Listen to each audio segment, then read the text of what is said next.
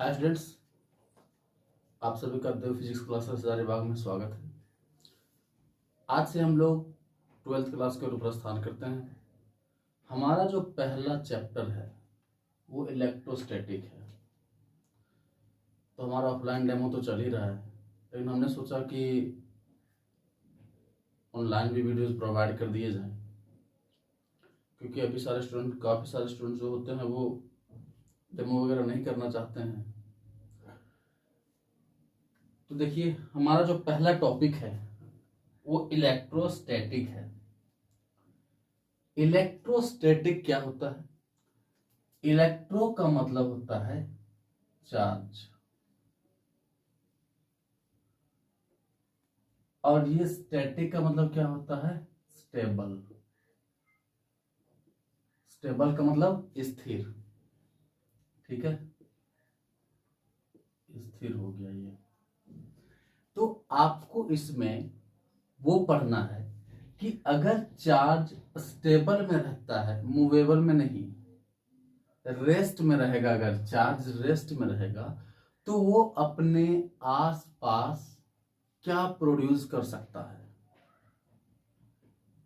ठीक है, यही आपको इस चैप्टर्स में पढ़ना है, इसका इफेक्ट क्या है। अब बहुत लोग चार्ज का डेफिनेशन अलग अलग लिखाता है कि चार्ज होता है वो रिपल्सन करता है, अट्रैक्शन करता है। एक डेफिनेशन में ये आता है कि चार्ज जो है वो दूसरे बॉडी पे फोर्स अप्लाई करने के लिए यूज किया जाता है, बट ऐसा कुछ नहीं है। सबसे पहले अगर चार्ज का आप बेसिक फॉर्मूला जानते होंगे तो क्या होता है? Q बराबर IT, इस चीज को पढ़े होंगे। ये चार्ज कहता है कि कितने समय में कितना करंट, कितने समय में कितना करंट फ्लो हो रहा है किसी बॉडी में, वो उसके चार्ज को डिनोट करता है। तभी तो आया Q बराबर IT। और ये जो चार्ज है ये किसी बॉडी का बाहरी प्रॉपर्टी नहीं है, ये उस बॉडी में पहले से रहता है। क्या हमारे बॉडी में चार्ज नहीं है? यस है, प्रत्येक ह्यूमन बॉडी में चार्ज है। ठीक है, तो सबसे पहले इसका डेफिनेशन हम देखते हैं चार्ज का। चार्ज क्या होता है? Charge is a intrinsic properties. ये डेफिनेशन आपको कहीं देखने को नहीं मिलेगा, लेकिन सबसे बेस्ट डेफिनेशन है ये। Charge is an intrinsic properties of an object due to which it can attract or repel another body। ये होता है। ये इंट्रिंसिक प्रॉपर्टीज क्या होता है? इंट्रिंसिक प्रॉपर्टीज का मतलब है कि किसी भी बॉडी में जो वो चार्ज है वो उसका अपना प्रॉपर्टी है, ऐसा नहीं कि कोई उसको दिया है। इंट्रिंसिक का मतलब होता है उसके अंदर का प्रॉपर्टी है, एक्सटर्नल प्रॉपर्टीज नहीं है। एक्सटर्नल प्रॉपर्टीज का मतलब क्या होता है कि बाहर से कोई उसको देते हैं, ये उसका इंट्रिंसिक प्रॉपर्टीज है। सबसे बेस्ट सुटेबल डेफिनेशन है। डेफिनेशन तो बहुत सारा है चार्ज का। अब आप बताइए, क्या चार्ज जो है वो फोर्स ऑफ अट्रैक्शन और रिपल्सन करता है? कैसे करता है? इट कैन अट्रैक्ट और रिपेल कैसे करेगा, ये हम आपको आगे बताएंगे। यहां पे थोड़ा सा समझिए। अच्छा, ये बताइए, ये चार्ज जो है ये कैसे चलता है? Q बराबर IT के हिसाब से IT, और ये क्या है? I, ये है करंट। ये कैसे फ्लो करेगा?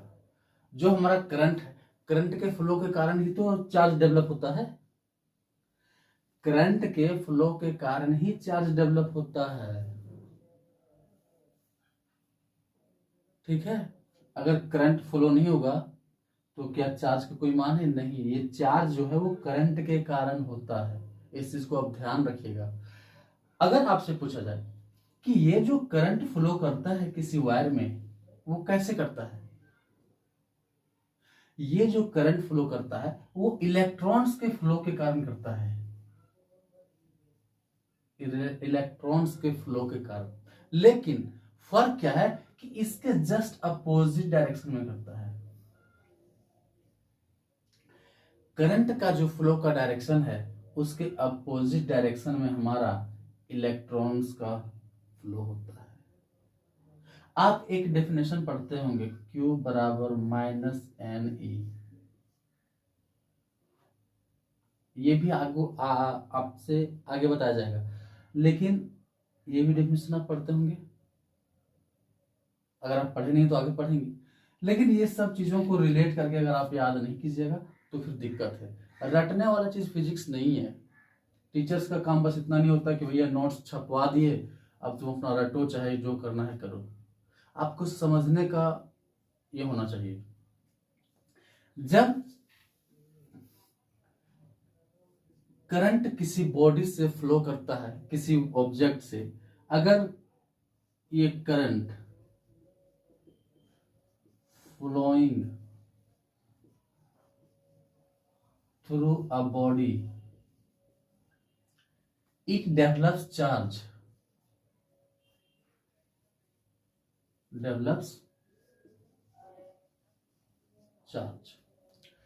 अगर किसी बॉडी से करंट फ्लो करता है तो उसमें चार्ज डेवलप होता है, और वो जो चार्ज है वो अपने चारों ओर इलेक्ट्रिक फील्ड और मैग्नेटिक फील्ड को डेवलप करता है।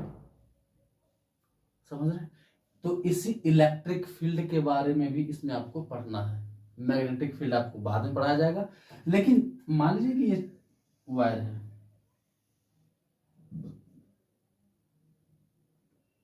इससे करंट फ्लो करेगा, इसमें चार्ज तो डेवलप होगा। इसके कारण जो भी इसका रेंज होगा, जिस तरह का रेंज होगा, नहीं, आप देखते हैं जो बड़ा बड़ा पॉल होता है, जो वायर ले जाता है, वो झन ऐसे करके बजता है, तो उसका एक एरिया है, वो उतना दूर तक वो इलेक्ट्रिक फील्ड जनरेट कर सकता है। अगर उसके नजदीक में आप जाएंगे तो वो आपको अट्रैक्ट कर सकता है। अगर आप बोलते हैं कि अट्रैक्ट नहीं करेगा, तो कैसे नहीं करेगा? कोयला वाला जो गाड़ी होता है, ट्रेन, उसके नजदीक में जाएंगे तो वो 33,000 वोल्ट होता है, तो आपको खींच लेगा। अगर आपका बॉडी में चार्ज है ही नहीं तो फिर वो क्यों खींचेगा? फोर्स ऑफ अट्रैक्शन वहां हुआ ना। तो इसी चीज को आपको समझना है कि कब फोर्स ऑफ अट्रैक्शन होगा, कब फोर्स ऑफ रिपल्सन होता है। तो आप ये नहीं सोचिएगा कि ह्यूमन बॉडी पे नहीं होता है। तो आप ये देखें कि करंट के फ्लो होने के कारण उस पर चार्ज डेवलप होता है, और वो जो चार्ज डेवलप होता है वो अपने चारों ओर इलेक्ट्रिक फील्ड और मैग्नेटिक फील्ड को प्रोड्यूस करता है। वो इलेक्ट्रिक फील्ड ऐसा नहीं है कि ये वायर है तो इलेक्ट्रिक फील्ड एकदम अनलिमिटेड डिस्टेंस तक होगा, एक लिमिटेड डिस्टेंस तक ही वो हो सकता है, ठीक है। आइए यहां तक चार्ज के बारे में बात की। अब इसके फॉर्मूले को बात करते हैं, Q बराबर IT। तो इसका अगर हम देखें, इसका यूनिट क्या होगा? I का क्या होता है? एम्पियर। टाइम का क्या होता है? सेकेंड। Ampere second. इसी को तो हम बोलते हैं कूलम्ब, इसी को ना बोलते हैं कूलम्ब। अगर आप सीजीएस यूनिट में जाएंगे तो सीजीएस यूनिट क्या होता है? State coulomb. क्या एक और नहीं होता? Electrostatic unit. ईएसयू भी तो होता है। कहीं अब आपको ऑब्जेक्टिव में पूछ दे कि 1 कूलम्ब बराबर कितना ईएसयू, तो 3 × 10⁹ ESU होता है 1 कूलाम बराबर। ये राशि कौन सा है, स्केलर है या वेक्टर है? ये कौन सा राशि, स्केलर है या वेक्टर है? हमने आपको बताया कि जो ये चार्ज डेवलप होता है वो इस करंट के कारण होता है, और करंट जो हमारा है वो स्केलर क्वांटिटी होता है, और टाइम भी हमारा स्केलर क्वांटिटी है। तो ये हमारा जो चार्ज है वो क्या होगा, ये भी तो स्केलर होगा। क्या हो जाएगा, ये चार्ज, ये भी तो स्केलर क्वांटिटी होगा। ये तो आपको 11th में पढ़ाया है, वो पढ़ सकते हैं ना, 11th में तो आपको पढ़ाया गया होगा ना कि स्केलर वेक्टर कौन सा है, किस में डायरेक्शन होता है, किस में ओनली मैग्नीट्यूड होता है। ये तो वहां पढ़ने की बात थी, बट आप यहाँ पे जान लीजिए। ठीक है, ये तो हुई चार्ज की बात। अब आपको बताते हैं कि भाई चार्ज तो होता है, लेकिन चार्ज कितने तरह का होता है। चार्ज 2 तरीके के होते हैं। आपको यहां से हम बताते हैं types of charge. Types of charge, types of charge क्या होता है, कितने प्रकार के टाइप्स होते हैं। टाइप्स ऑफ चार्ज, सबसे पहले आप जानिए कि जो टाइप्स ऑफ चार्ज हुआ, कि चार्ज के जो प्रकार हुए, इसको किसने ज्ञात किया। इसको ज्ञात किया बेंजामिन फ्रैंकलिन। याद रखिएगा, ऑब्जेक्टिव्स के लिए, आपके एग्जाम्स के लिए इंपॉर्टेंट ये है। टाइप्स ऑफ चार्ज का निर्धारण जो है वो बेंजामिन फ्रैंकलिन ने किया। इसने बताया कि चार्ज जो होता है वो 2 तरह का होता है। कौन सा, एक पॉजिटिव चार्ज, एक नेगेटिव चार्ज। भैया पॉजिटिव चार्ज कब होता है और नेगेटिव चार्ज कब होता है। जैसे मान लीजिए कि 2 लड़का है, एक लड़का ये है, एक लड़का ये है। इस लड़के को कुछ पैसे की जरूरत पड़ी, इसने इससे मांगा तो इसने इसे दे दिया। मान लो कि इसने इसको 10 रुपया दिया, तो इस व्यक्ति पे 10 रुपए का कर्ज चढ़ गया। इस पे तो 10 का कर्ज चढ़ गया ना।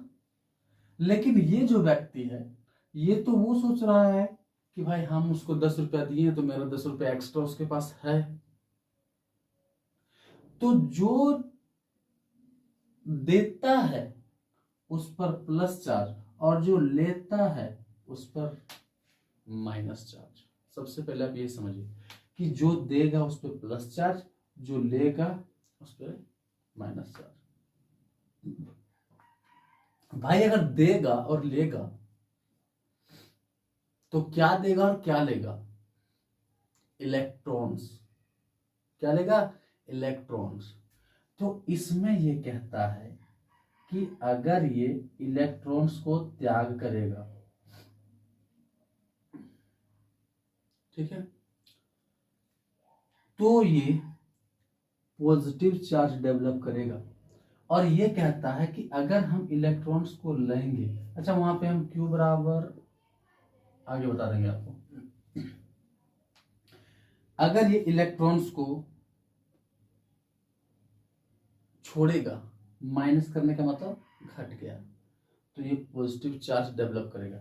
जैसे सोडियम कर ले लेते हैं। सोडियम का इलेक्ट्रॉनिक कॉन्फ़िगरेशन क्या होता है, 2 8 1। ये क्या चाहेगा कि आप लोग केमिस्ट्री जब पढ़ेंगे तो आपको समझ में आएगा कि इलेक्ट्रॉनिक कॉन्फ़िगरेशन होता है, उसमें ये कहता है कि प्रत्येक एलिमेंट जो है वो अपने आउटर मोस्ट सेल में 8 इलेक्ट्रॉन्स चाहते हैं। अगर 8 इलेक्ट्रॉन्स उसके आउटर मोस्ट सेल में है तो वो स्टेबल माने जाते हैं। ठीक है, तो इसके जो आउटर मोस्ट सेल में 1 इलेक्ट्रॉन है, तो ये कहेगा कि हम अपने आउटर मोस्ट सेल में जो 1 इलेक्ट्रॉन रखे हुए हैं वो हम नहीं रखेंगे, वो हम किसी को दे देंगे जिसको जरूरत है। ठीक है, तो इसने 1 इलेक्ट्रॉन को लॉस कर दिया, तो इस पर 1 प्लस चार्ज। अगर मैग्नीशियम रहता तो 2 8 2 होता, इसने 2 इलेक्ट्रॉन को खो दिया तो इस पर 2 को प्लस चार्ज होगा, 2 प्लस चार्ज होगा। इसी तरह से नेगेटिव चार्ज होगा, कैसे? जैसे क्लोरीन हो गया, क्लोरीन का होता है 2 8 7, इसके आउटर मोस्ट सेल में ये 7 इलेक्ट्रॉन्स है, तो ये 7 इलेक्ट्रॉन्स किसी को दे तो नहीं सकता, है ना? 7 इलेक्ट्रॉन्स किसी को दे तो नहीं सकता, ये कहेगा कि भैया जिसके पास एक है वो हम ले लेंगे, जिसके पास भी एक हो। तो इसने एक इलेक्ट्रॉन को गेन किया, प्लस का मतलब लिया, तो इस पर जो है वो एक नेगेटिव चार्ज बन गया। तो आप सबसे पहले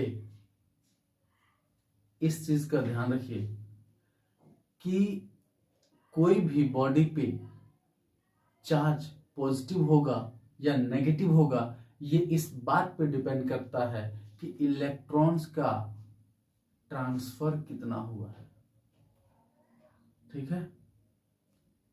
the charge produce on a body is depend on the transfer number of transfer of electrons.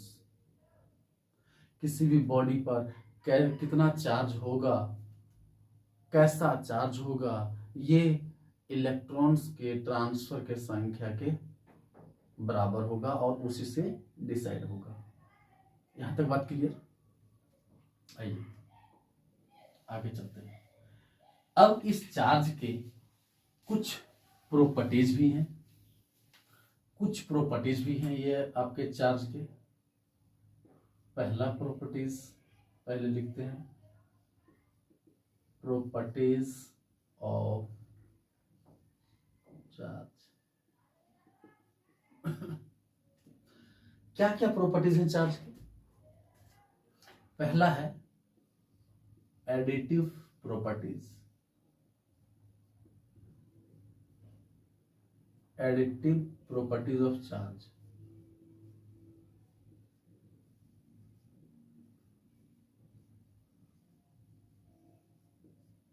ये एडिटिव प्रॉपर्टीज क्या कहता है? आपको इसमें देखिए कोई भी चीज को रटना नहीं है, आप यहां देखिए एडिटिव प्रॉपर्टीज है, इसका मतलब ऐड करने का प्रॉपर्टीज है। इसमें ऐड करने का प्रॉपर्टीज क्या है भाई?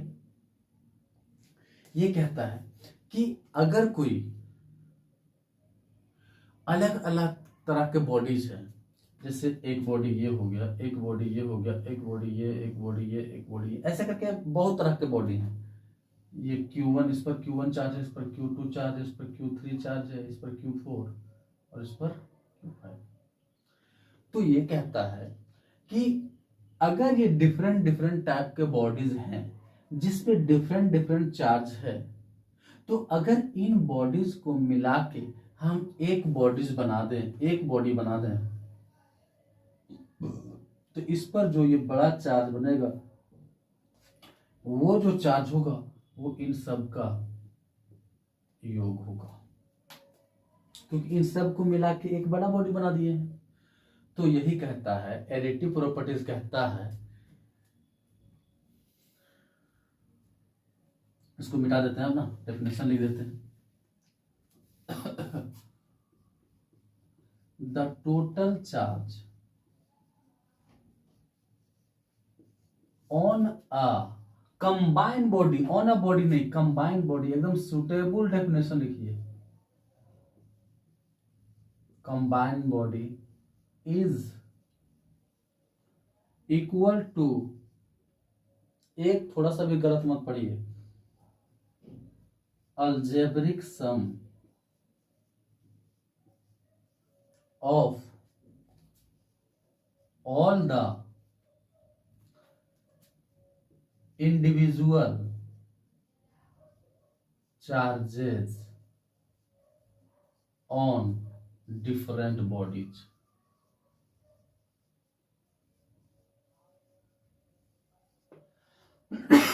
कहता है कि total charge on a combined body, जो आपने डिफरेंट बॉडीज को जोड़ के कंबाइंड बॉडी बनाया है, तो उस पर जो चार्ज होगा वो होगा algebraic sum of all the individual charges on different body. और डिफरेंट बॉडीज पे जो इंडिविजुअल बॉडी था, इंडिविजुअल का मतलब अलग अलग, हर एक अलग अलग बॉडी पे जो इंडिविजुअल चार्ज था Q1 Q2 Q3 Q4 ऐसे करके, उसको जोड़ के हमारा Q बनेगा, बड़ा Q। हमने जैसे आपको इस तरह से आपको जो पहले बताया, ठीक है। यही था एडिटिव प्रॉपर्टीज ऑफ चार्ज। आगे जो हमारा चार्ज होगा वो कंजर्वेशन ऑफ चार्ज होगा। कंजर्वेशन प्रॉपर्टीज ऑफ चार्ज क्या होगा?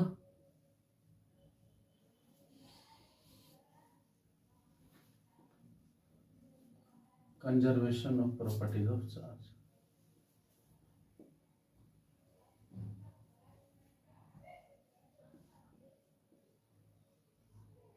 कंजर्वेशन, ये तो आप सीख ही गए होंगे कि कंजर्वेशन का मतलब क्या होता है। कंजर्वेशन का मतलब होता है कि चार्ज को आप ना क्रिएट कर सकते हैं ना डिस्ट्रॉय कर सकते हैं, ठीक है।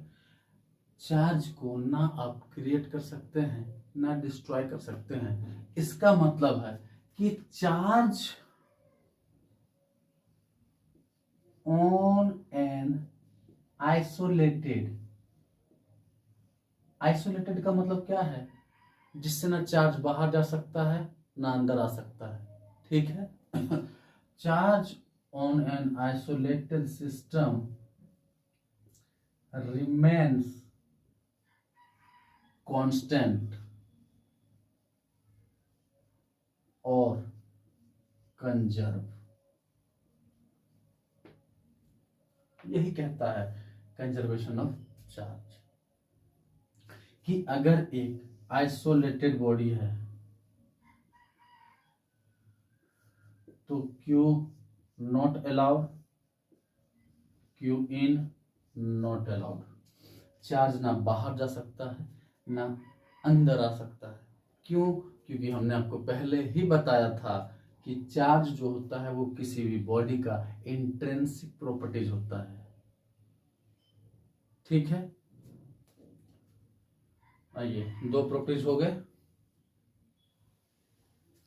तीसरा जो हमारा है, ये बहुत ज्यादा मतलब एग्जाम्स में आ जाता है, इंपॉर्टेंट है थोड़ा सा, क्वांटाइजेशन ऑफ चार्ज।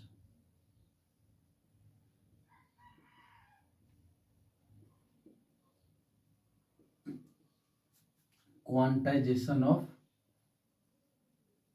चार्ज।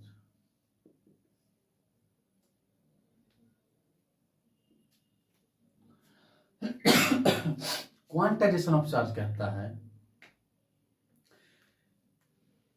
कि the total charge on a body is equal to multiple of an integral part of all charges, ठीक है। सबसे पहले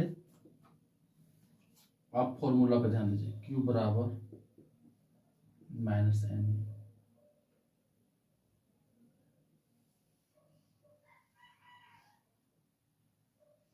ये एन क्या है? एन है मतलब कितना बॉडी है, एक बॉडी है, दो बॉडी है, तीन बॉडी है, चार बॉडी है, उस तरह के बॉडीज पे कितना चार्ज है, समझ रहे हैं? तो यही बोलता है कि the total charge on a body is equal to multiple of an integral part of all the charges, ठीक है। एक मिनट, हाँ आइए थोड़ा सा देखिए, हम कहाँ थे? Quantization of charge. तो क्वांटाइजेशन ऑफ चार्ज कहता है कि अगर मान लीजिए कि एक बॉडी है, दो बॉडी है, तीन बॉडी है, चार बॉडी है, तो ये सब पे चार्ज होगा कुछ ना कुछ। ये इलेक्ट्रॉन है, ठीक है। इलेक्ट्रॉन्स पे कितना चार्ज होता है? 1.6 इंटू 10⁻⁻19 कूलम, ये इलेक्ट्रॉन्स का चार्ज है। तो मान लो कि सब पे चार्ज हो गया इतना, तो एन इंटीग्रल पार्ट हो गया, तो आपको एन बॉडी से गुना करना पड़ेगा ना, तो वही होता है Q बराबर माइनस Na। इस पे आपका न्यूमेरिकल्स कभी कभी आ जाता है, आप याद रखिएगा। देखिए एक होता है इलेक्ट्रॉन, एक होता है प्रोटॉन, एक होता है न्यूट्रॉन। इलेक्ट्रॉन जो होता है ये नेगेटिवली चार्ज होता है, प्रोटॉन जो होता है वो पॉजिटिवली चार्ज होता है, और ये जो है वो न्यूट्रल होता है। क्या होता है? न्यूट्रल। चार्ज जो इलेक्ट्रॉन में रहेगा वही प्रोटॉन में रहेगा, फर्क नहीं है, बस प्लस में रहेगा। ठीक है, इसलिए आप ध्यान रखिएगा। देखिए आज हमने ये करवाया, फिर जब मौका मिलेगा तो फिर मैं दूसरा वीडियो लाऊंगा। इसलिए मैं कहता हूँ कि भले आप मेरे पास क्लास करें ना करें, बट आप इस चैनल को जरूर सब्सक्राइब कर लीजिए। और मैं तो सबसे पहले यही कहूँगा कि देखिए कहीं भी एडमिशन लेने से पहले आप जरूर कहीं क्लास करके देखें। ये नहीं कि नाम पे जाएं कि भीड़ से टैलेंट डिसाइड नहीं होता है, भीड़ के पीछे नहीं भागिए। ठीक है, बहुत सारे स्टूडेंट्स को 11 खास करके 11-12 के बच्चों में यही चीज़ चलता है कि भाई जहाँ भीड़ देखते हैं, क्या पढ़ा रहा है नहीं पढ़ा रहा है, समझ में आ रहा है नहीं आ रहा है, नो मैटर, बट भीड़ के पीछे नहीं भागिए। ठीक है, आइए फिर से जब अगर वैसा कोई मौका मिल गया तो मैं फिर से नेक्स्ट पार्ट अपलोड कर दूंगा। तब तक के लिए आप लोग हमारे चैनल पे बने रहिए, सब्सक्राइब कर लीजिए। ठीक, थैंक यू।